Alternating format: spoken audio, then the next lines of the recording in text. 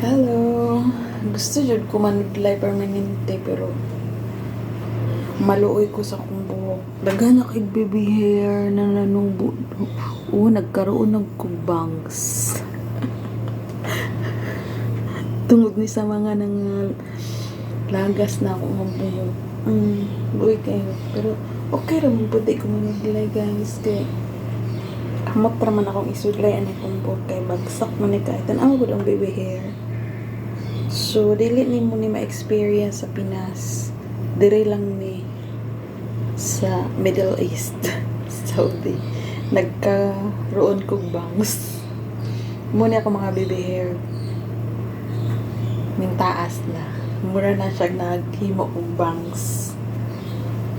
So, mao lang to. Thank you for watching. Diba, ngayon, mampod ko na yung bangs.